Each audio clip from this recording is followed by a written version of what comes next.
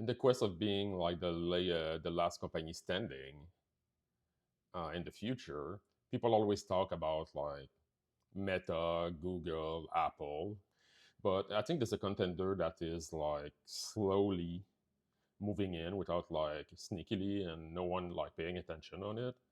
I gave to you TG Maxx winners, Marshall. If you live downtown Toronto, you know. If you know, you know. There's like, I don't know, 8 or 9 of them. And in a maybe, I don't know, a 2 kilometer radius, which is insane to me.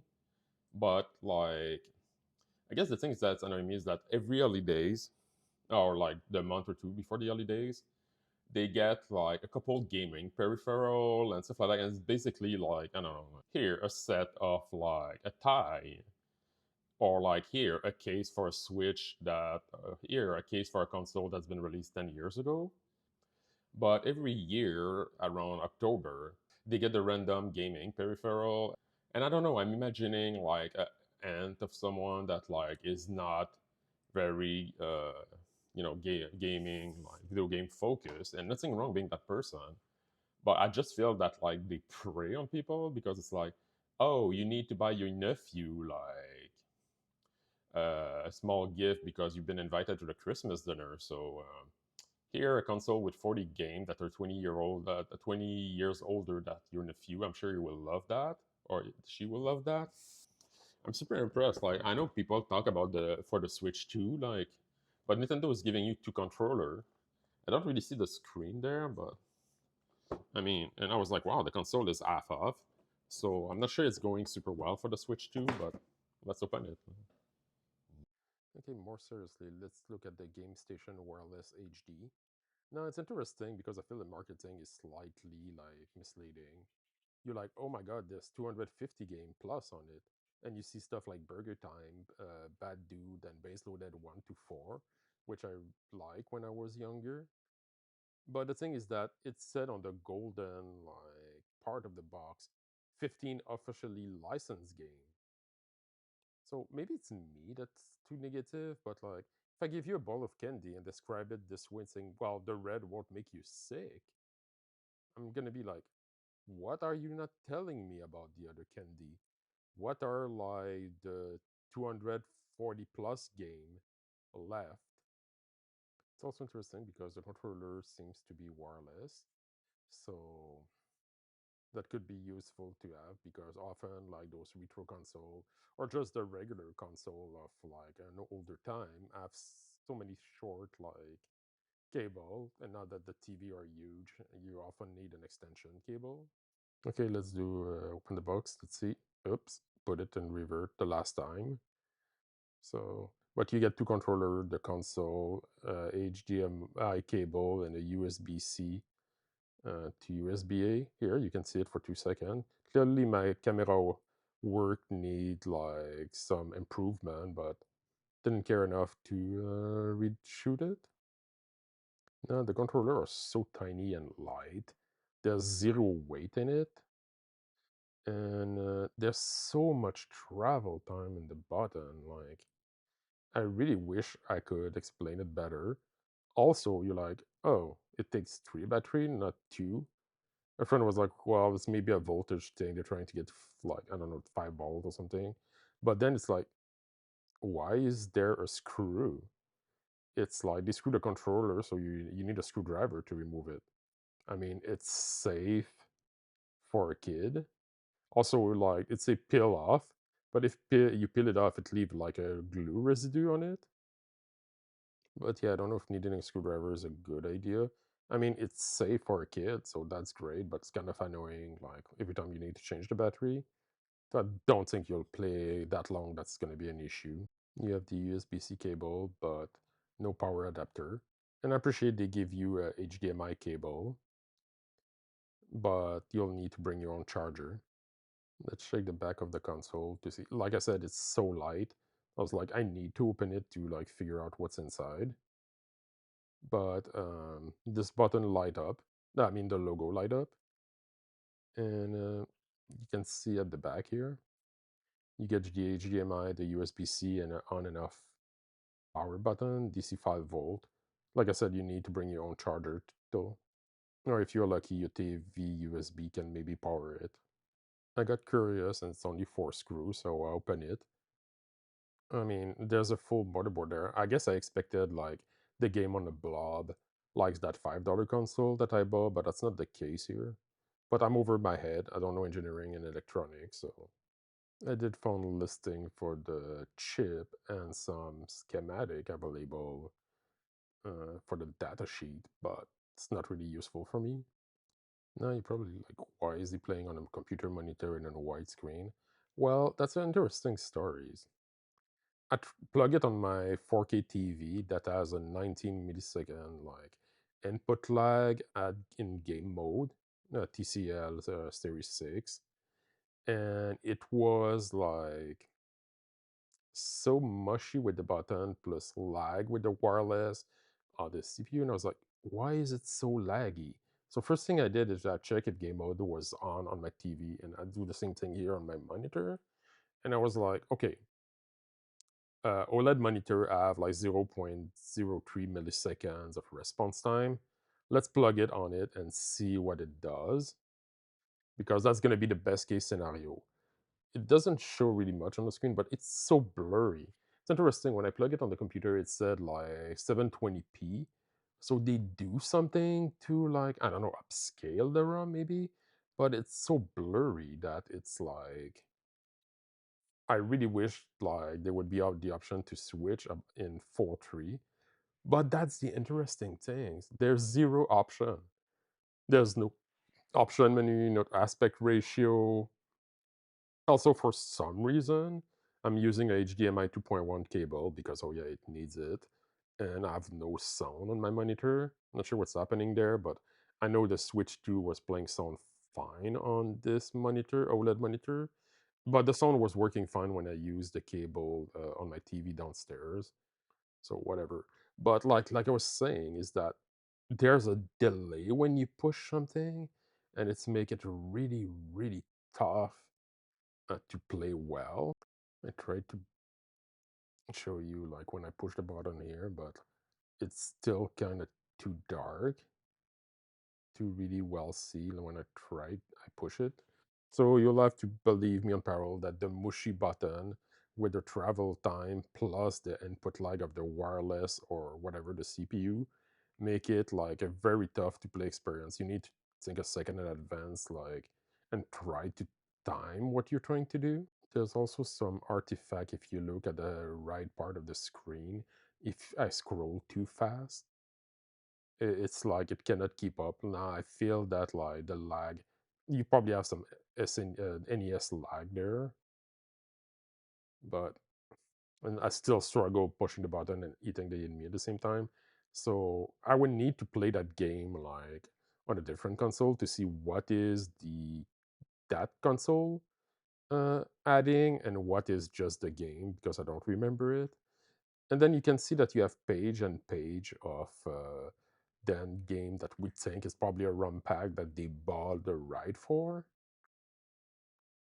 Like here, let's take a random game. What the hell is Beaver? And then you're like, oh, it's one of those you match three. But like I said, the delay to move everything, find the push a button and find a combination, make the game, I think, more difficult that it should be if it would be responsive.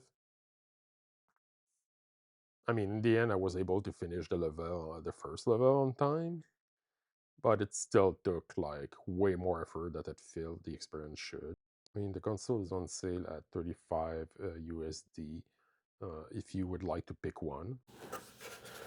So, what do I think of this GameStation wireless HD console? Man, honestly, I feel that it's like the Monkey Paw Simpson Halloween special. It's like someone has said, like, "Hey, I would like to have like a console with a licensed ROM, and could I play it wirelessly?"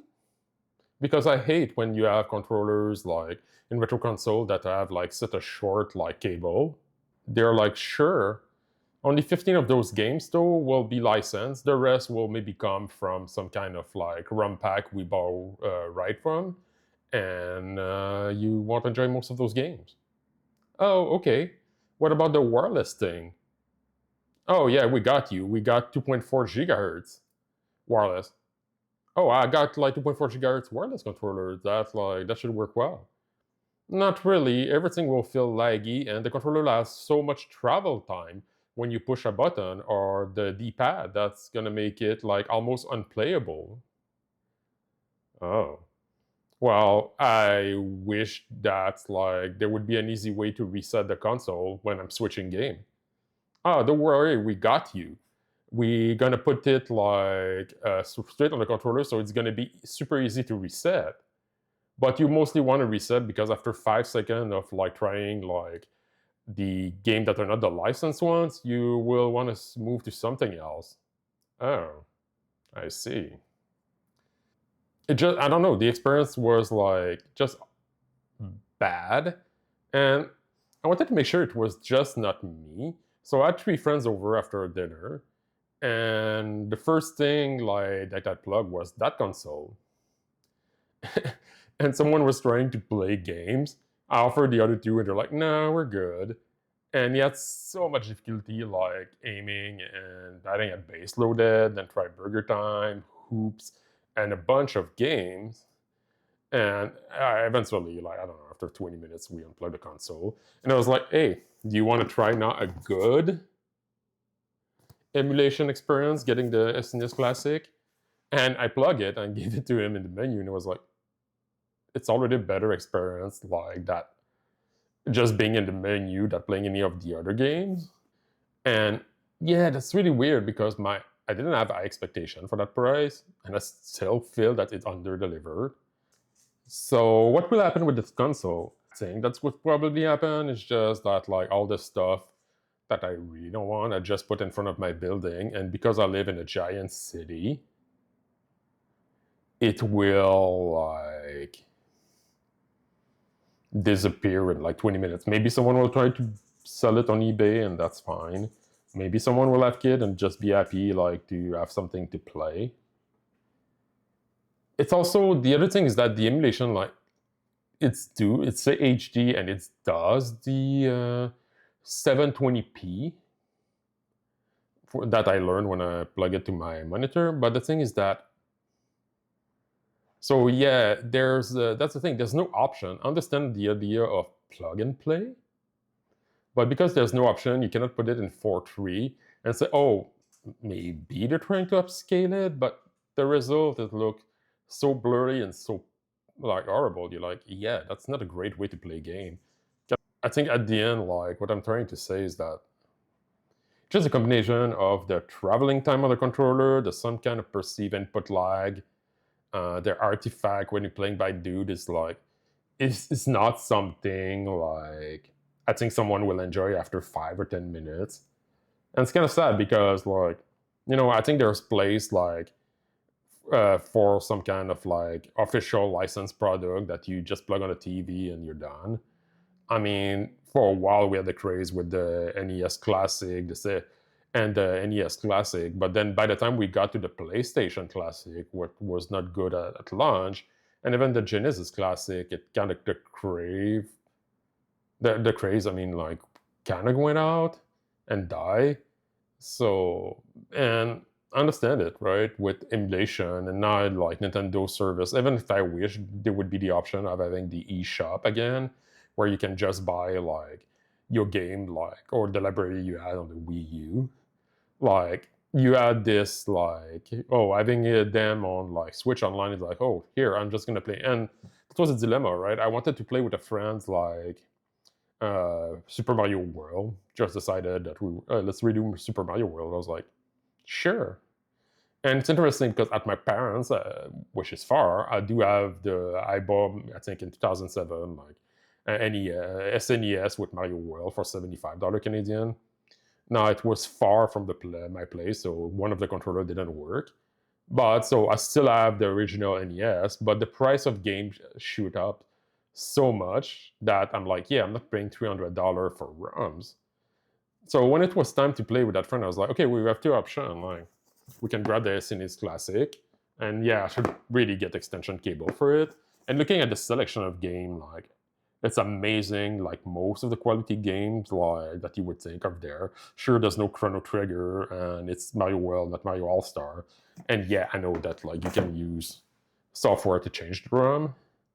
But then the other option was like, or we just play on a Switch online, and we use the Switch Joy-Con with that plastic attention. The other one used my 8-bit do controller, and we were like, yeah, that's gonna be fine. Just the fact that it's wireless and everything work on the modern screen, and like both were good choice, but like, so I understand why it's tough to like market a product like that and hoping to have good sales. I don't know, maybe it sell well. It's just that in the end, the combination was not good. Thanks for watching. Please subscribe, and we'll see you for the next one.